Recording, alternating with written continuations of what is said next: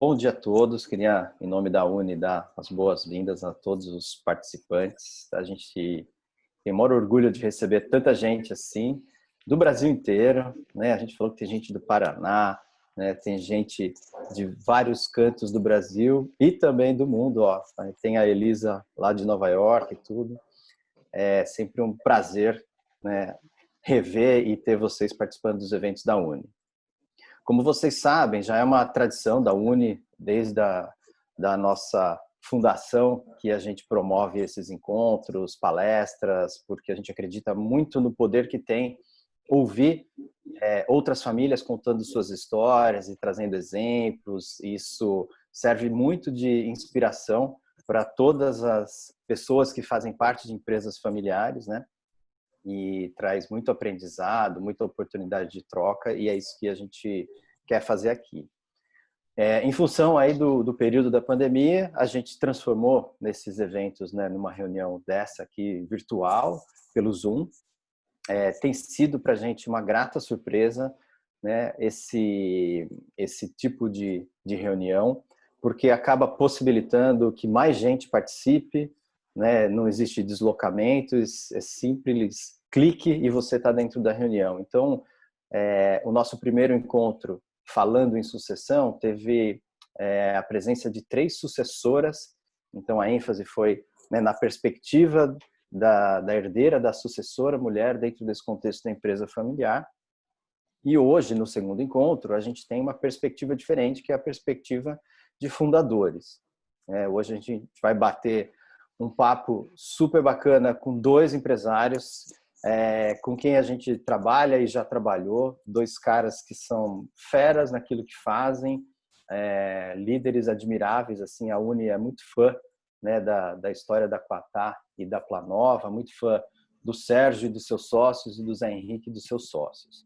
Então, a gente espera nesse encontro aqui poder abrir um pouquinho a casa deles para vocês, para que todos, né, capturem bons aprendizados. Só para fazer as introduções um pouquinho mais formais, assim, o Zé Henrique Coutinho, né, ele é o fundador e presidente da gestão da Quatá. A Quatá é uma indústria de alimentos, né, que produz queijos e leites, né? Então é um laticínio, 7 fábricas no Brasil e está completando 30 anos esse ano. O nosso amigo Sérgio Facchini, ele é o fundador da Planova. A Planova não é só uma construtora, ela é um grupo empresarial, né, que além do setor aí de construção civil, trabalha, né, tem concessões, serviços públicos, parcerias público-privada, usina e certamente uma série de histórias para contar. Quem de vocês participou de outros eventos nossos, a gente teve o depoimento do Ricardo e do Danilo, até o Danilo está participando aqui como ouvinte, que são da segunda geração da Planova, e eles fizeram um depoimento lá no evento que a gente fez na livraria do Shopping Guatemi. Então hoje a gente vai estar aqui para ouvir a perspectiva, né, do Sérgio desse assunto de sucessão. Então, Sérgio e Zé, eu vou já começar a chamar de Zé para ficar bem informal, é assim que tem que ser esse bate-papo, né? Brigadíssimo pela presença, por aceitarem nosso convite, por estarem aqui abertos a contar as histórias de vocês e receber perguntas e tudo mais. Vou tomar a liberdade de já trazer a primeira pergunta, porque muita gente, quando a gente fala de fundador, muita gente olha para os fundadores como super-heróis, assim, como caras que, nossa, eles construíram, né, isso tudo e construíram esse império, essa empresa, etc.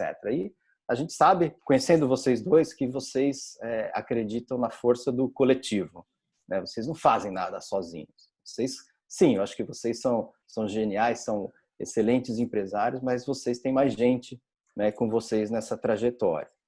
Então, a primeira pergunta é a seguinte: vocês têm sociedades, né, cada um na sua perspectiva societária, sociedades multifamiliares, né? Vocês têm mais sócios e que estão junto com vocês nessa trajetória há bastante tempo. E a gente, por experiência, né, da Uni, a gente sabe que a força de uma sociedade é um dos elementos mais fundamentais para a continuidade das empresas familiares e tudo mais. Então, eu queria fazer a pergunta para os dois, para que vocês contassem um pouco de como é que vocês chegaram a essa composição societária, contar um pouquinho da história e da formação dessa sociedade, com a contribuição dos sócios e tudo mais. Primeiro os mais novos, o Zé começa, né? Olha, eu não sei não, hein? Pode começar, Zé. Ok, vamos lá. Pois é, bom, muito obrigado aí, Rogério, pelo convite, né? Experiência nova para mim aqui, eu acho que vai ser super legal, está sendo já super interessante. Esse pequeno bate-papo com o Sérgio aí, já estou me sentindo conhecido dele, amigo faz tempo já. Mas enfim, vamos lá. Olha, a Quatá hoje é composta por 7 sócios, né? E eu sempre falo isso, e aliás eu não me canso de falar porque é um motivo de orgulho para a gente. Normalmente, quando se comenta por algum motivo qualquer que nós temos essa composição societária, a pergunta vem logo em seguida: pô, mas vocês se entendem? Porque normalmente, né, a gente escuta que sociedade é um problema, sociedade com 2 é difícil, com 3 nem pensar e por aí vai. Bom, nós somos em 7 e nós nos entendemos muitíssimo bem. É uma sociedade realmente que não temos nenhum tipo de desentendimento, brigas, coisas assim. Então, eu sou muito feliz por isso e acho que é realmente um motivo de orgulho ter esse entendimento, essa confiança que nós temos aqui, que é uma coisa impressionante. A sociedade, a Quatac, iniciou-se em 90, julho de 90, em função de uma dissolução de uma outra sociedade que eu tinha. Então, quando eu saí dessa sociedade, eu fiquei com uma fábrica e convidei uma pessoa que trabalhava conosco nessa empresa anterior para que viesse a trabalhar comigo. E assim foi.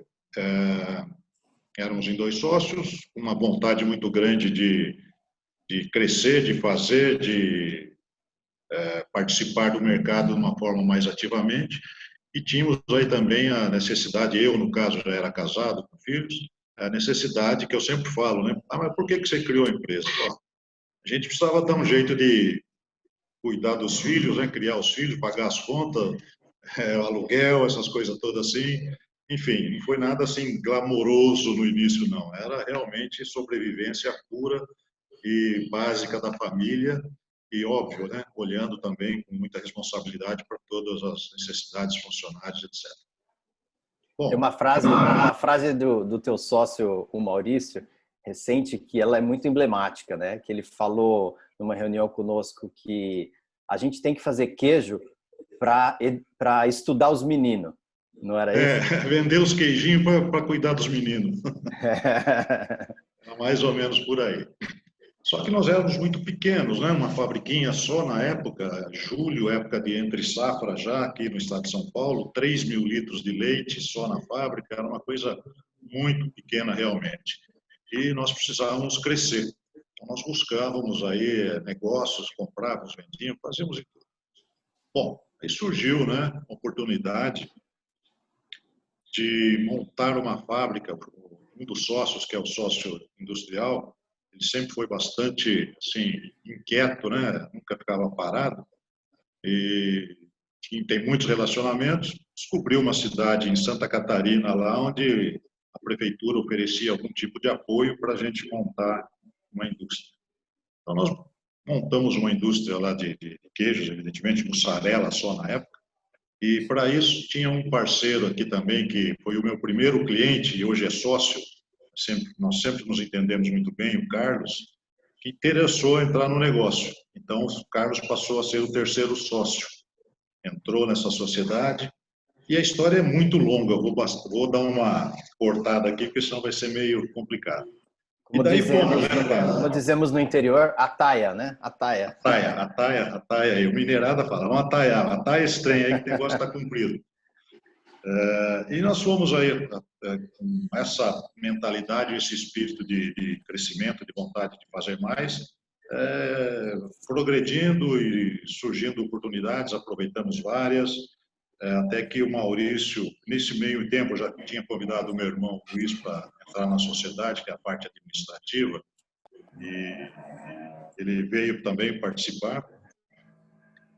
E surgiu depois o Maurício e o Taveira, que são os outros dois sócios, com fábricas em Minas, e como nós precisávamos assim crescer, precisávamos de músculos para poder ter mais lucro e ampliar nossa venda e tudo mais, eles acabaram entrando para a sociedade também.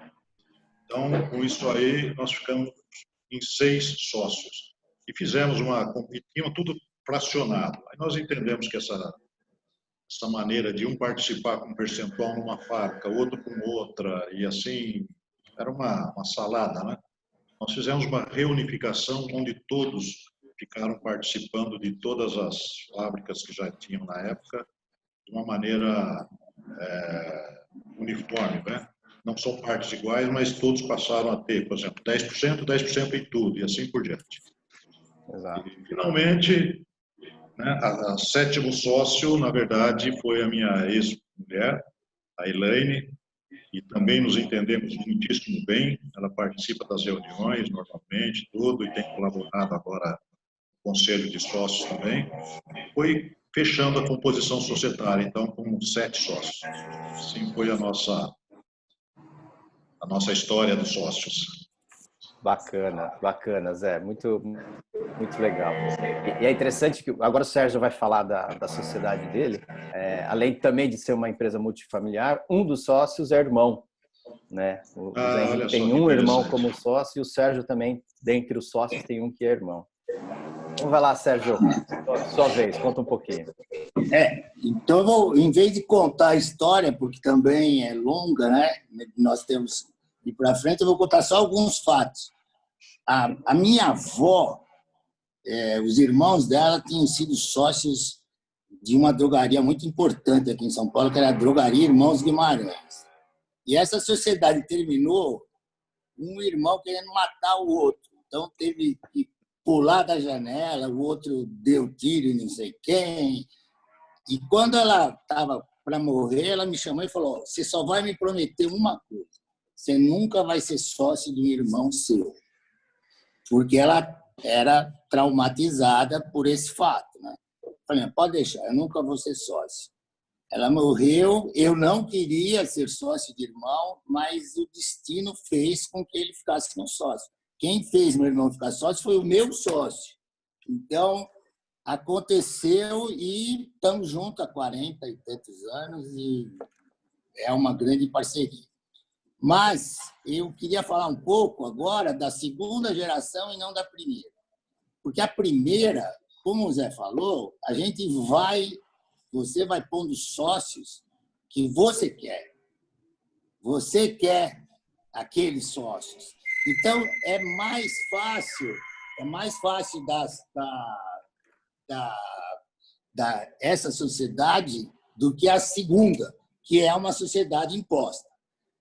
Eu vou pedir 1 minuto, que eu tenho aquela ligação que eu te falei, e vocês vão saber levar, e eu vou falar aqui e já volto. Tá? Pode deixar, Sérgio.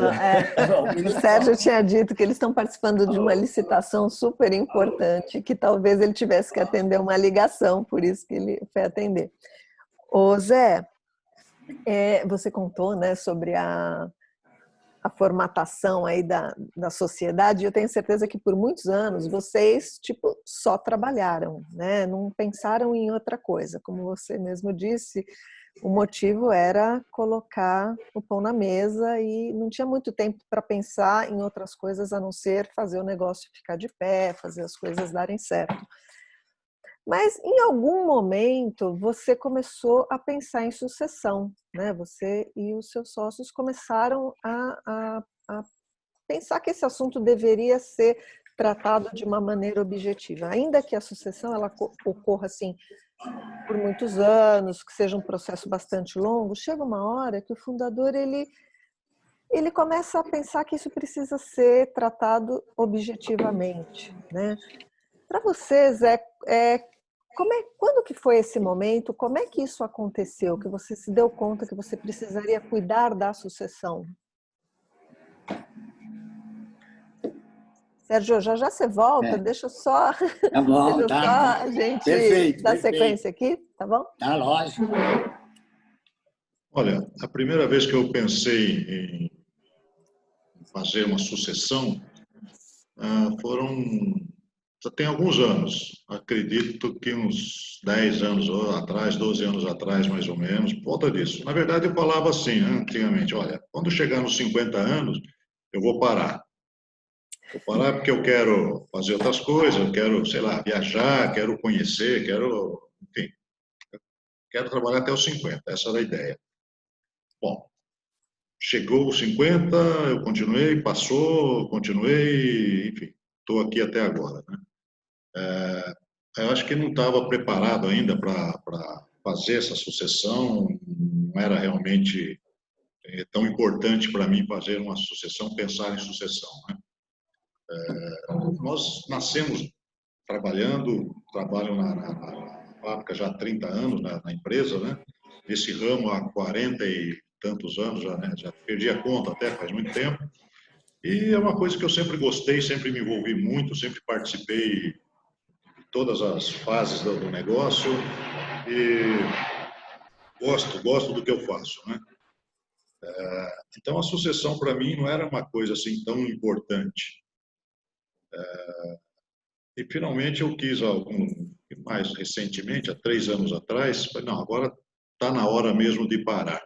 Está na hora de passar a bola para frente, montar um conselho, ficar no conselho e deixar outras pessoas assumirem, né? Até a ideia era fazer uma sucessão profissional, um profissional do mercado e tudo mais. Mas eu ainda não consegui fazer isso, sabe? E tenho ainda algumas dúvidas em relação à sucessão. O que me deixou agora mais, vamos dizer assim,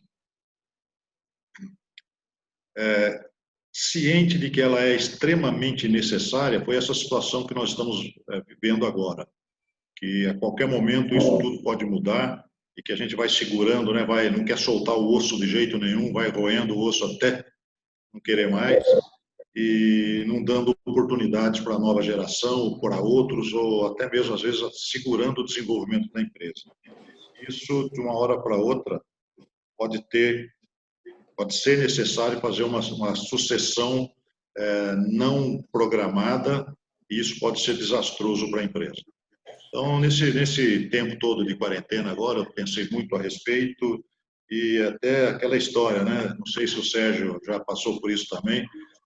Uns dias atrás, estava lá, 15 dias já lá no interior aqui, eu cheguei e falei, puxa vida, não é que as coisas estão funcionando sem eu estar por perto?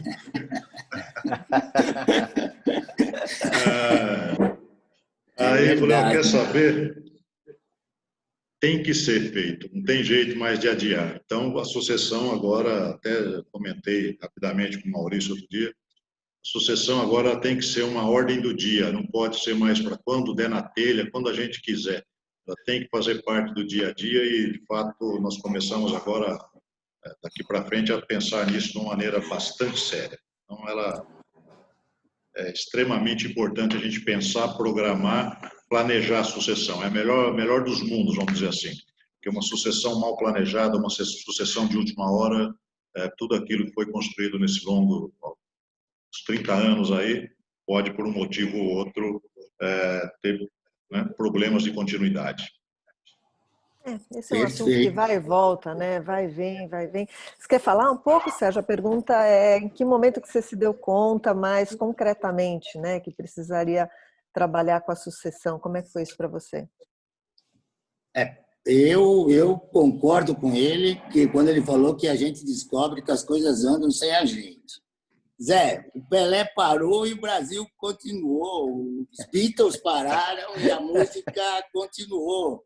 Para mim, os Beatles pararam e ia ser fim da música, podia enterrar tudo e acabar. Mas as coisas continuam. Esse é um fato inexorável, né? O problema da sucessão, para mim, começou quando eu pensei o que eu queria da vida. E uma das coisas que eu queria da vida é que a minha empresa, que já estava mais ou menos fortalecida e constituída, eu vou dizer na minha palavra, eu sei que não é isso, mas é parecido com isso, ela se perpetuasse. Eu acho que perpetuar é uma coisa muito ambiciosa, mas que ela continuasse, pelo menos, durante bastante tempo. Quando você se dá conta disso, você naturalmente entra pelo caminho da sucessão. Você sabe que a única certeza é que você vai morrer. Então, a gente começa esse processo, que é um processo que não é fácil para os fundadores. Eu não sei se o Zé pode falar, mas é um processo que não é simples. Não é simples, no meu caso, porque envolve, primeiro, uma noção de morte. E você ter esta noção presente, não. Quando eu falo morte, não precisa ser a morte da vida, é a morte de algum aspecto da sua vida. Isso não é fácil mexer. E segundo, que o processo de sucessão mexe com pessoas, e as pessoas são organismos extremamente complexos e que se comportam diferente do que você imagina que elas se comportariam perante certas situações. Então, eu queria falar um pouco de como que deve ser conduzido o processo. O processo, na minha opinião, tem que ter uma empresa, aí vou levantar a bola da Uni, mas tem que ter uma empresa que presta essa consultoria, porque você faz uma vez na vida a sua sucessão. Você não vai estar acostumado a fazer sucessão. Você tem que pegar gente que está acostumada a fazer sucessão, porque ela exige uma certa racionalidade que é muito difícil você ter para fazer a sua própria sucessão. Então, primeiro, precisa ter uma empresa que ajude a gente a fazer, senão não faz. E segundo, que precisa ter, eu vou falar assim, tem que ter muita psicologia na história. Porque gente é gente, por mais que as governanças tenham regras estabelecidas de boas governanças, de ter conselho, de ter que olhar isso, olhar aquilo, você vai mexer com pessoas. E pessoas não são fáceis. Sérgio, Então, fale. Eu vou te interromper um pouco, porque é uma pergunta estritamente ligada ao que você está falando. Certo. Da nossa querida Iris aqui, a convidada do nosso evento anterior, e ela está perguntando aqui como que a segunda geração pode auxiliar a primeira nesse processo da sucessão e, como o Zé Henrique também falou, nesse processo de largar o osso e passar o bastão, de modo que todo mundo se sinta confortável. Nesse aspecto, eu vou falar uma coisa que é minha visão muito particular. Nós precisamos mudar o verbo. Na realidade, é como a primeira geração pode auxiliar a segunda a tomar conta do negócio. Quer dizer, o sujeito da sucessão é a segunda geração. O predicado é a primeira. Então, quem vai ter que fazer a sucessão são os da segunda geração. Os da primeira, eles vão auxiliar. E essa passagem de sujeito para predicado é extremamente sutil e complexa. Extremamente sutil e complexa. A começar daquele primeiro aspecto que eu falei para o Zé. Quer dizer, a primeira geração escolhe os sócios. A segunda geração, os sócios são impostos. Eles estão ali. Quer dizer, é muito mais difícil para a segunda geração do que para a primeira. Embora, na primeira geração, também no caso do Zé e do meu, você sai do zero. Então, você tem que vender queijo para educar filho, tem que pôr tijolo para educar filho. A segunda geração, nesse aspecto, e só nesse, pega uma vantagem. Porque ele já tem algo construído, algo já mais sólido. Então, eles têm alguma base para ir para frente. Mas, de resto, é tudo mais complicado para a segunda geração. O poder é mais diluído, as coisas hoje em dia mudam muito mais rápido. E sempre eu escutei que o grande problema da evolução é o sucesso. Você faz uma coisa boa, a tua tendência é repetir. E hoje é tudo disruptivo. Nós estamos tendo agora um exemplo fantástico. Esse coronavírus é antes e depois do coronavírus. A nossa vida é outra depois, essa revolução digital que nós estamos vendo aí. Então, eu acho que o mais importante de tudo é a primeira geração entender que vai ter que auxiliar a segunda geração. E outra coisa que assim, não adianta imaginar que eles vão ter a mesma visão que o fundador. O fundador ele tem uma ligação umbilical com a empresa. Ele ama a empresa, ele adora a empresa. Os filhos já são mais profissionais. Eles não têm esse amor, porque eles não têm a dor do parto. Os fundadores são os únicos homens do mundo que sabem o que é a dor do parto. Porque você parir uma empresa é terrível. E não são 9 meses, não. Às vezes são 9 anos. E dói pra caramba. E esse amor é um amor aí de mãe, não tem? O fundador é uma mãe para a empresa, embora ele tenha que ser difícil, tem que educar, tem que fazer. Agora, da segunda geração já são mais profissionais. Então, nós temos que pegar as vantagens de ser mais profissionais e temos que tentar trabalhar a coisa de não ter aquela paixão que tem o fundador. Então, se os da segunda geração tiverem a paixão pela empresa e estarem com uma base mais sólida e com mais conhecimento técnico, eu não sei, o Zé tem 7, são 7 sócios, provavelmente tem uma segunda geração muito rica em talentos aí. Agora, a da Planova, do grupo Prazer, né? Eu acho que é uma geração extremamente favorecida, porque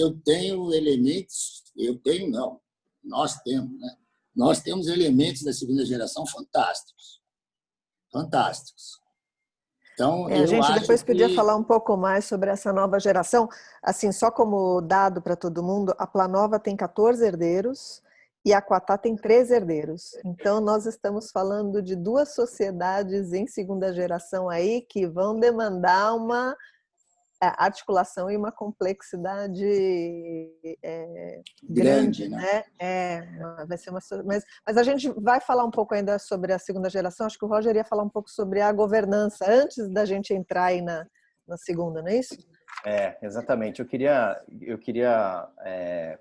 fazer uma pergunta para o Zé Henrique, porque hoje a Quatá, dentro de todo esse processo bem amplo que é o planejamento da sucessão, a Quatá começou há 6 meses a implementar a governança. Então, eu queria que o Zé compartilhasse um pouco dessa experiência desses 6 meses, quais são os conselhos que a gente está montando, né? Quem é que participa, como é que estão os quóruns, como é que estão os aprendizados, Zé. Conta um pouco disso, porque é dificílimo a gente fazer qualquer tipo de planejamento sucessório se a gente não tiver, né, uma governança bem estruturada, correta, adequada, sob medida, de acordo com as necessidades e o perfil de cada empresa. Então, conta um pouco dessa experiência da composição dos conselhos e tudo mais, por favor. Bom, a governança já era uma necessidade da empresa já há algum tempo. E por vários motivos nós começamos, depois paramos, né, Rogério? E, enfim, começamos de fato o conselho, por enquanto ele está como conselho consultivo, em janeiro. Então nós vamos, aliás, essa semana tem uma reunião novamente, será a 6ª reunião do conselho. Decidido isso, foram escolhidos os membros da empresa que participaria desse conselho. Então, o Maurício, que é o diretor comercial, foi para o conselho, eu fui para o conselho também, e um sócio que não participa do negócio também foi para o conselho. Então, 3. E nós trouxemos 2 conselheiros externos. Foi, assim, muito interessante para a gente, né? Nunca tínhamos participado de nenhuma reunião, nem a convite, e foi bastante interessante porque nós começamos a discutir o negócio da empresa, discutir a empresa, ouvir de pessoas que não entendem do nosso negócio, falar de negócios de um modo geral, e nos questionaram muito sobre os nossos métodos de trabalho, por que a gente faz de um jeito, por que não faz de outro. Enfim, tem sido, né, uma experiência assim, e a cada reunião, como diz, é uma chacoalhada nova que a gente leva. E tem um dos conselheiros que ele é muito questionador, e isso tem sido muito, muito interessante mesmo, né? Porque é aquele negócio, né? Você no dia a dia, dentro da gestão, claro, você é questionado você é questionado primeiro pelo mercado, todos os dias, a todo momento. Mas você ser questionado por outra pessoa, assim, não é uma coisa tão normal dentro daquele universo da diretoria, da gestão. Você tem as suas pontos de vista, outros têm outros, tal, mas normalmente existe um consenso daquilo que tem que ser feito. E quando a gente chega no conselho, dois caras estranhos lá começam a te questionar, quer dizer, nas primeiras reuniões, tem a vontade de levantar, mas peraí, né? Que negócio aí? Não entendi nada do meu negócio, o que você está falando aí, né? Vamos botar ordem nisso aqui, que tem alguma coisa errada nessa situação. Mas, enfim, óbvio, eu não fiz isso, não que não faltou vontade em alguns momentos. Enfim, para mim, principalmente, tem sido, assim, de uma riqueza absurda participar do conselho. Por outro lado, também tem sido um incômodo muito grande. Em alguns momentos, eu não sei se eu estou lá como conselheiro ou se eu estou lá como gestor. Até eu já comentei sobre isso com o Rogério. E até falei, o ideal é que eu não continuasse aqui por muito tempo, não. Então, talvez até o final do ano e depois alguma coisa vai ter que acontecer. Porque, tem momentos que são muito conflitantes, né? Você ser gestor e participar do conselho também.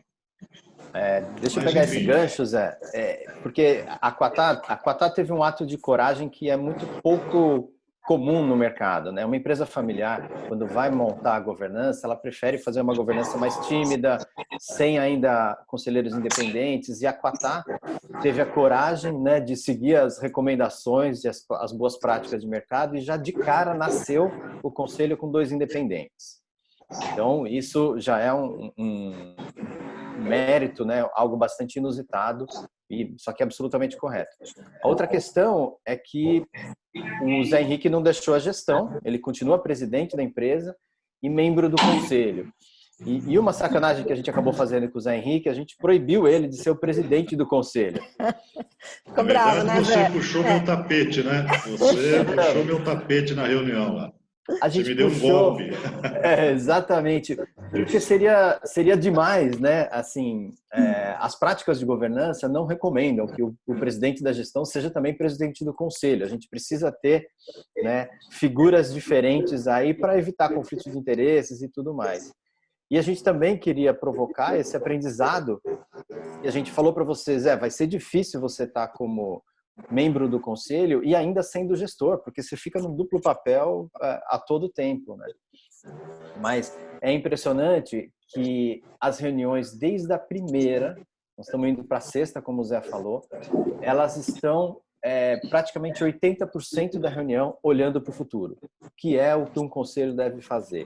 Esses dias saiu uma pesquisa sobre a dedicação dos conselheiros, e muitos deles dizem assim, a gente gasta 60% do tempo da reunião para olhar para o passado, o que é completamente errado, né? Então, na Quatá, as coisas estão sendo feitas desde o primeiro dia, sempre olhando para o futuro, para a estratégia.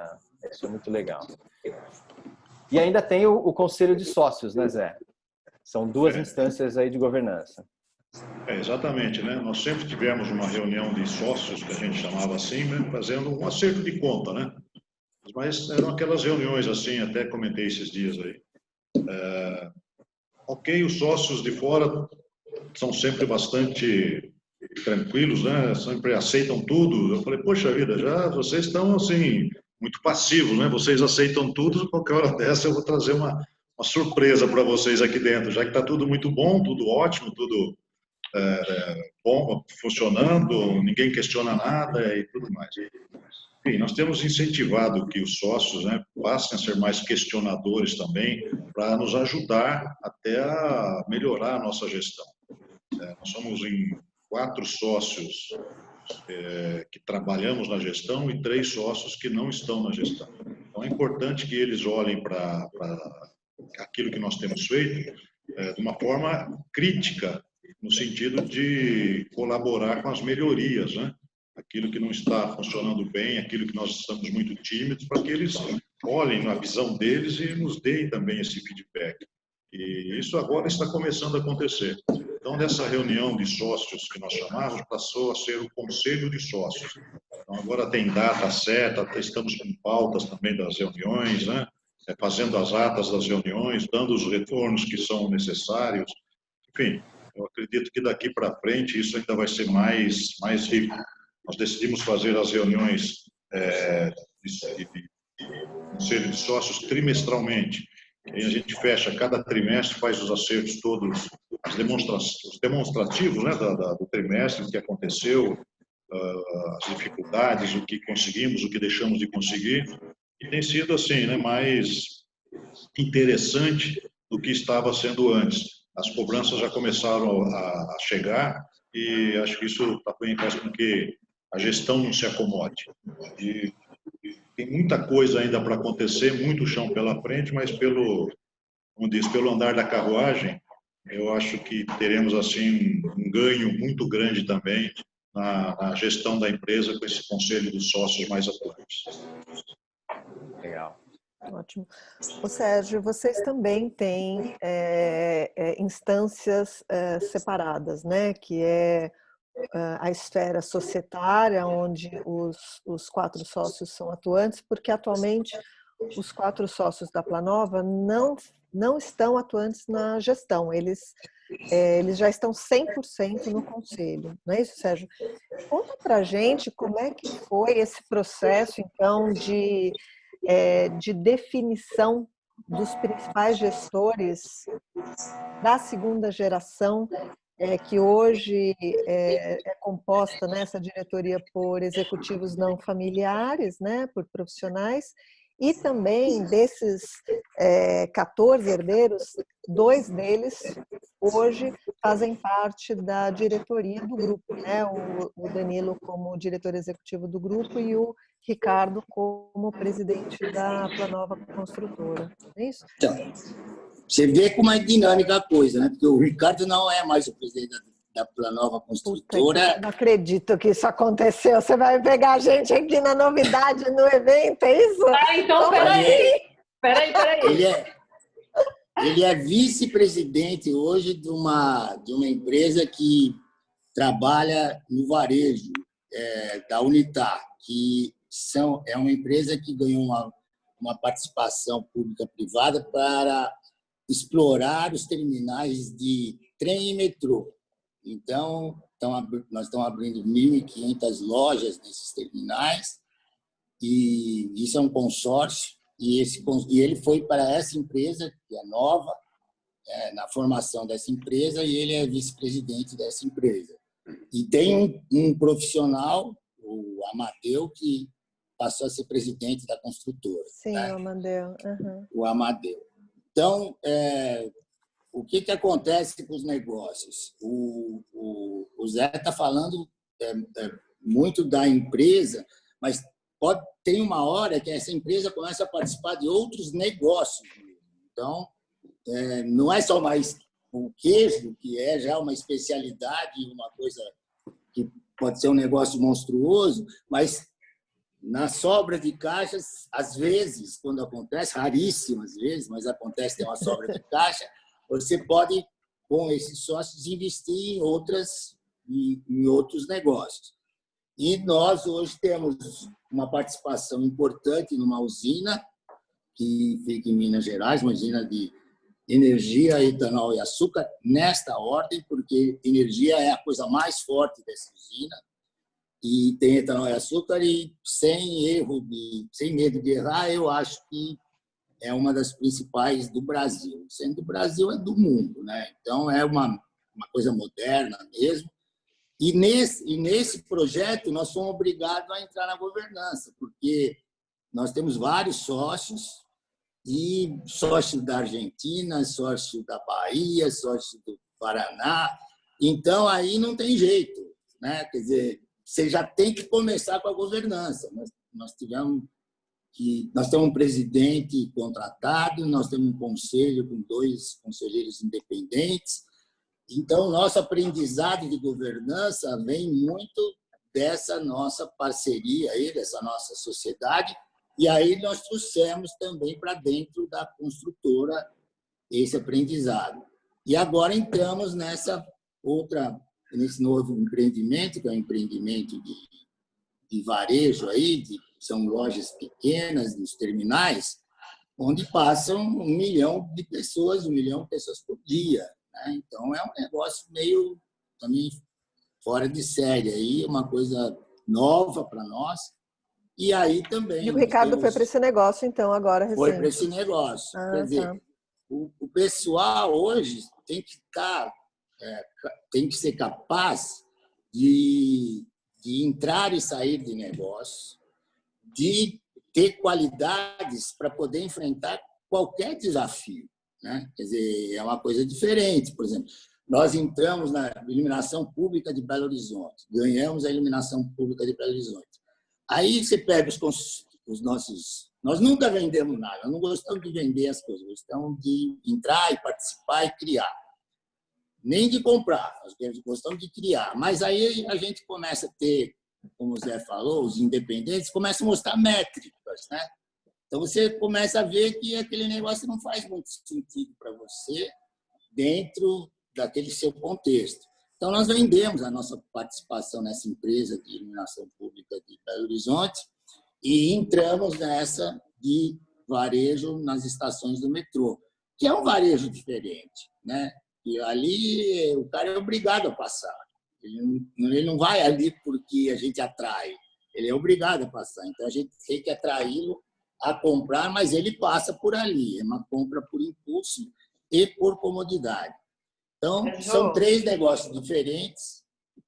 E aí o pessoal começa também a ver que não adianta ficar no passado, tem que ir para frente. E a coisa, como eu falo, é disruptiva, porque a questão da TI é fundamental, né? Fundamental. Então, nós temos 2 coisas importantes aí. Nós estamos em usina, que é agro, e nós temos o queijo do Zé. Uma coisa é fantástica, porque alimento não vai mudar no mundo nos próximos 50, 100 anos, porque para mudar alimento você tem que mudar o aparelho digestivo do homem. E o aparelho digestivo não obedece às leis da informática, ele obedece às leis da natureza, que é mais sábia e mais lenta. Então, alimento vai ter que comer proteína, vai ter que comer carboidrato, vai ter que comer vegetal, vai ter que comer tudo isso. Não vai mudar nos próximos 50 anos. E hoje, do jeito que está a moda de ambiente, a coisa orgânica, etc., você fala, não, nós inventamos uma carne feita em laboratório. Ninguém vai comer, ninguém vai querer uma carne de laboratório. Ninguém vai querer uma carne falsa. Vai querer uma carne orgânica, com pouca gordura, que você não judia do boi, que não destrói o ambiente, que o boi solta pum e você pega o metano do pum do boi e transforma em energia. Então, é isso que vai ter que ser feito, gente. Não tem alternativa. Então, as coisas estão mudando muito rápido e nós temos que entrar nessa onda. E só vai entrar nessa onda quem tiver boa governança. Sérgio, o pessoal aqui está curioso sobre, falando um pouco da pergunta da Ana aí, e a gente falou do Danilo, né? E que agora o Danilo nem tinha contado para a gente, mas está na Unitas e teve algumas alterações aí. Não, o Ricardo está na Unitas, o Danilo continua. E o que o pessoal está perguntando aqui é o Mário, e o Thomas também fez uma pergunta nesse sentido, qual que é o caminho melhor a seguir para fazer a sucessão? Através da profissionalização ou preparação de um dos integrantes da segunda geração? Acho que é um bom lugar para a gente falar um pouquinho do papel e da entrada deles, né, na Planova, e o Zé também pode falar um pouquinho depois, se quiser. Olha, se eu soubesse essa resposta, eu estaria na Uni e ficaria riquíssimo. Estaria rico, então. Ah, você seria milionário. Eu ia arrebentar. Quem tivesse essa resposta está rico, milionário. Não tem receita pronta. Vai depender das pessoas da segunda geração. Agora, é óbvio que a profissionalização é sempre uma ferramenta que está ali, né? Quer dizer, o difícil na sucessão, porque o Zé falou de 2 conselhos, o de sócio e o de administração, mas tem os conselhos familiares também, que são complicados. Os conselhos familiares são complicados. O problema da segunda geração não é a segunda geração em si, é com quem eles casam. Então, se eu tivesse que dar um conselho, eu falaria, todos da segunda geração têm que casar com separação de bens. Ponto. Esse é um conselho que eu daria, isso eu tenho certeza. Case com separação de bens. Porque senão bate o carro e você começa a ficar sócio da mulher, do filho, de não sei quem, que morreu. Aí essa mulher morre e você fica sócia da mãe dela e do pai. Quer dizer, então, conselho. Todos da segunda geração casem com separação de bens e, se não são casados, tem que fazer contrato de separação de bens. Vai conseguir? Não sei. Não sei. Mas se eu tivesse que dar um conselho, eu daria esse. Agora, os sócios da segunda geração poderão ser as pessoas que vão administrar? Sim, poderão. Mas obrigatório? Não. E qual é o galho? Uns poderão e outros não. Então, era exatamente esse o ponto, assim, sem querer estender na pergunta, tá? Mas tem um aspecto bem interessante do caso de vocês, que é o fato de vocês realmente terem feito um processo estruturado de sucessão na gestão, negociado por todos, e a legitimação do Ricardo e do Danilo, ela foi organizadamente feita, né? Assim, mesmo que a gente não mergulhe muito nisso, mas se você puder, Sérgio, só contar rapidamente como é que foi esse processo de sucessão na gestão, e aí focado especificamente nesses 2 que são da segunda geração, né? Mas agora tem um terceiro, que é o Marcelo, que esse é meu filho, que tá mexendo com inovação. E que vai ser uma outra revolução, porque eu sempre falei para eles, olha, nós estamos muito bem, a gente é uma construtora muito boa, acho que em termos de hospitais, linhas de transmissão, fábricas, nós estamos entre as melhores, a nossa usina é fantástica, mas vai ter que inovar, gente, vai ter que passar tudo para virtual, vai ter que fazer tudo que nós estamos fazendo, e isso agora aqui. Não é presencial, né? Olha a amplitude que pode ter uma reunião dessas.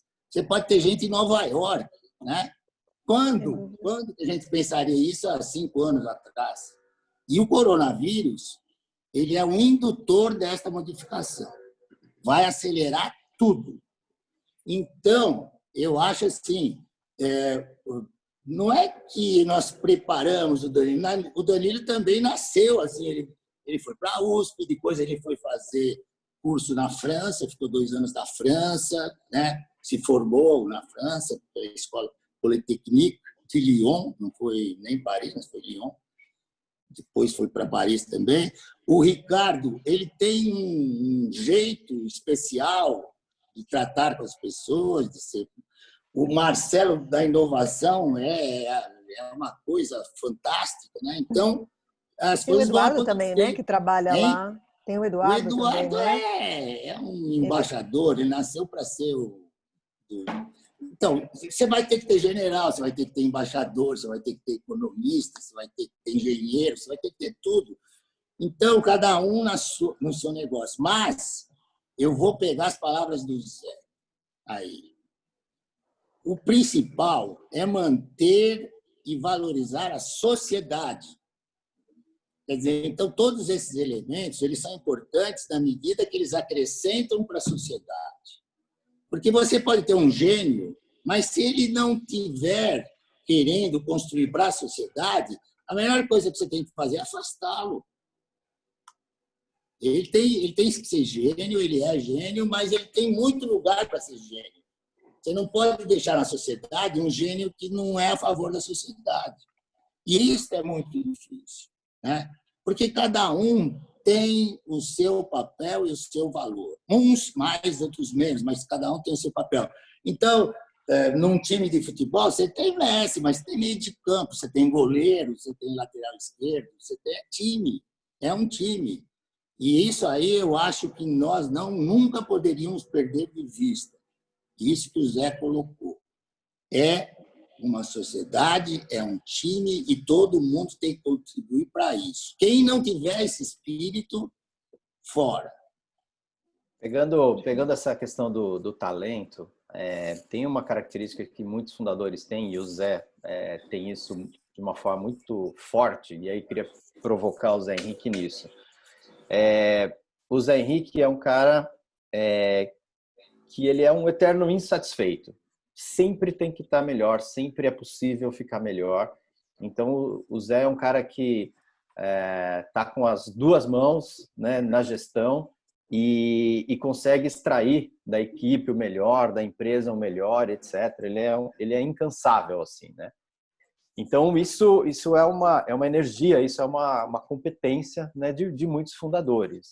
E, Zé, como é que a gente vai multiplicar isso, né, daqui para frente? Como é que a gente transmite esse jeitão, né, de gerir a empresa para as próximas gerações? Isso aí é justo, hein? Se soubesse, estaria também na Uni, não é isso? Também estaria milionário como a gente, não é isso? Pois é. Então, eu acho que o Sérgio fez colocações aí extremamente importantes, que, de fato, não existe receita de bolo, não existe uma resposta como escolher o sucessor, se é dentro de casa, se é fora, é bastante complicado mesmo.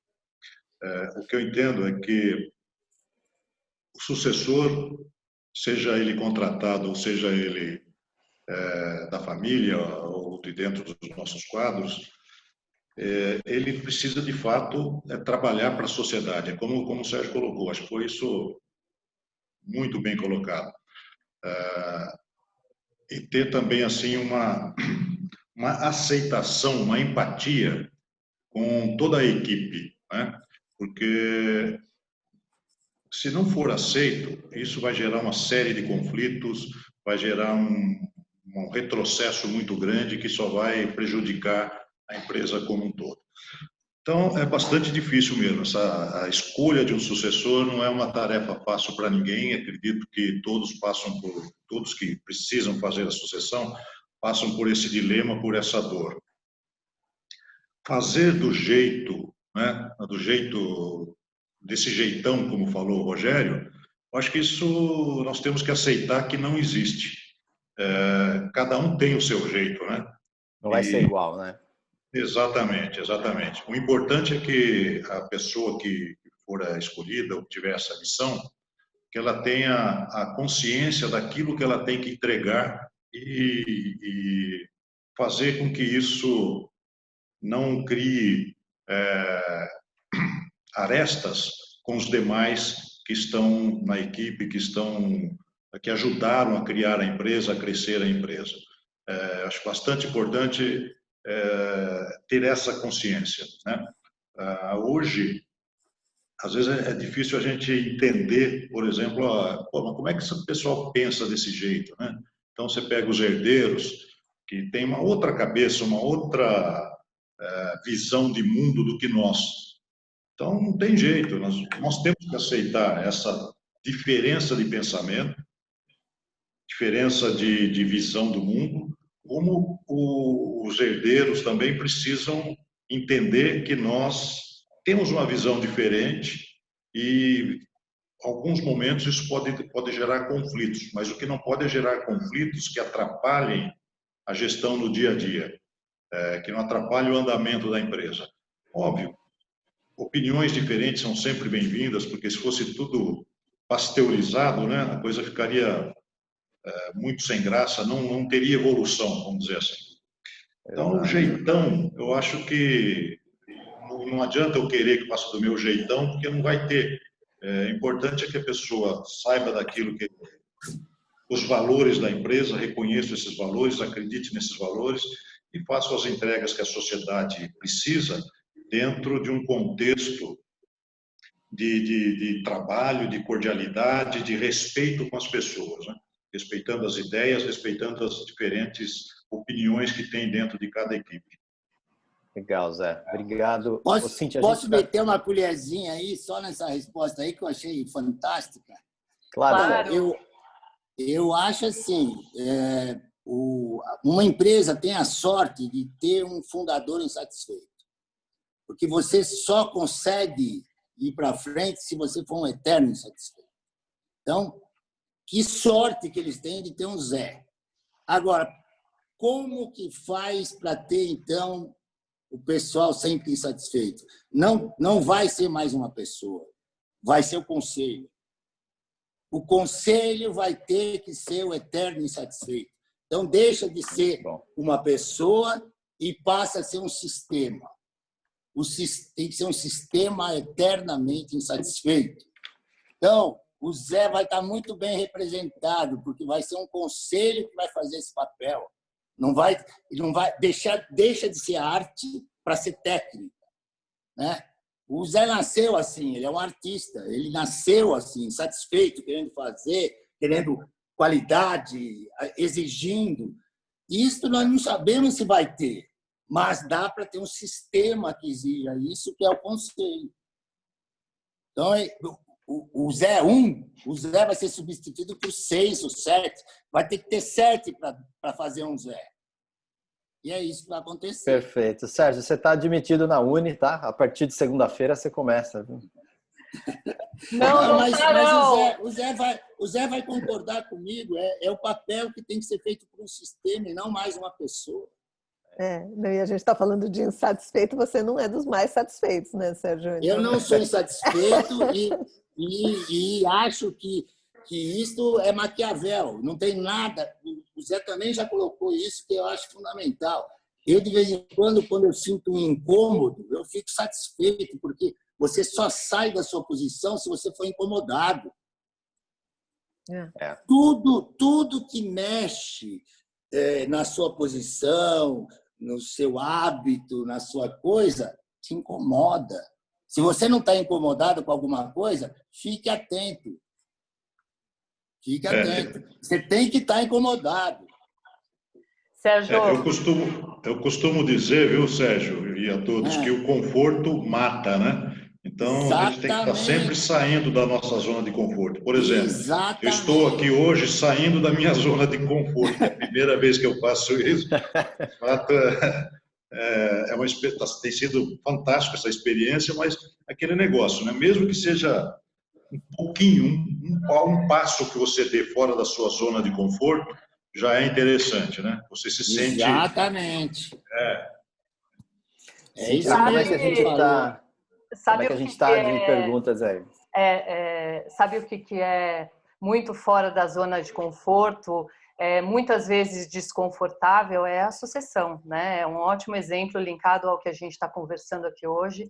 É uma coisa que vem numa hora dentro da vida de um empresário e traz um montão de assuntos, né, super desconfortáveis, mas que é um ótimo exemplo daquilo, olhando para frente e pensando em continuidade, pensando em perpetuação do legado. Nesse espírito, tem uma pergunta aqui da Mariana, perguntando aqui, que dicas vocês podem dar para esse tipo de fundador energético, inteligente, mão na massa e que esteja pensando em iniciar seu planejamento sucessório?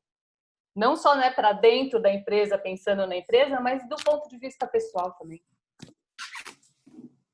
Para mim é fácil. Contrata a Uni e faça terapia.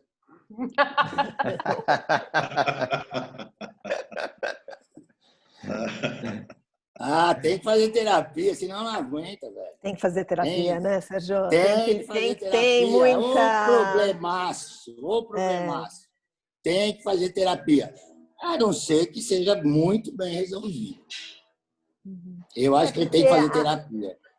O que a gente costuma observar é que aquilo que fez os fundadores justamente darem certo, que é toda essa insatisfação, inquietude, energia pra caramba, criatividade, vontade de realizar, pôr a mão na massa, tudo isso que fez ele dar certo é exatamente o que pedem para ele não fazer no momento da sucessão, do tipo, não põe a mão na massa, dá espaço, deixa a turma fazer do jeito deles, como é que é? Nariz dentro, mãos fora. Todos os princípios da governança são opostos ao perfil do fundador, né? Então, como é que o fundador pode lidar com isso, né? Muitos fundadores falam assim, eu que se dane, né? Quando depois essa turma que se vire, né? Talvez seja uma forma de lidar. Eu vou fazer uma pergunta para o Zé. Zé, você já reparou como você cuida bem da sua empresa e como talvez você não cuide tão bem de você mesmo?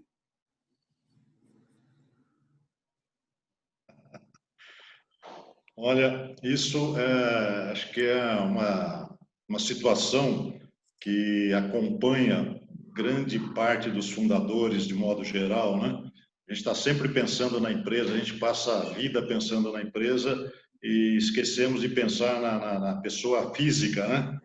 Exatamente. No CPF. A gente pensa muito no CNPJ e pouquíssimo no CPF. Então, de fato, acho que isso é uma coisa, se tivesse que recomeçar hoje, vamos dizer assim, aquele negócio, né? Putz, queria ter 30 anos com a experiência que eu tenho hoje. Todo mundo queria.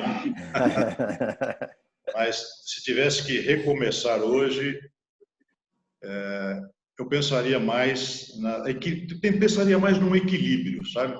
Não deixaria a balança se desequilibrar tanto, porque isso aí acaba cobrando um preço que às vezes é impagável para a pessoa.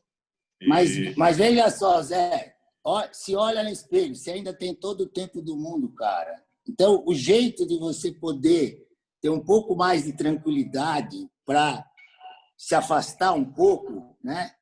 É você olhar para dentro agora. Agora, trata bem de você como você tratou da tua empresa, pelo menos durante um tempo. Você vai ver que é uma grande receita. É verdade. Isso, como eu disse, essa quarentena, por mais dolorosa que ela tem sido, né? E dolorosa até mesmo por a gente fazer algumas constatações de que nós deixamos de fazer coisa que deveríamos ter feito, né? Mas serviu para olhar por esse tipo vamos dizer assim, de situação que a vida nos trouxe, né? Sempre cuidando da empresa, cuidando dos outros e deixando de se cuidar. E constatando agora, olha, que maravilha, né? Pelo menos a empresa consegue hoje andar sozinha, então eu posso começar a pensar em mim. É isso que eu tenho pensado muito nesses últimos dias. E espero que realmente consiga fechar esse ciclo, né? Fechar esse pensamento, dar um nozinho final nele, para poder entregar o pacote bem empacotado. Maravilha, maravilha, senhores. Lindo. Essa Foi conversa de uma vocês aula, hein? dois aqui, demais.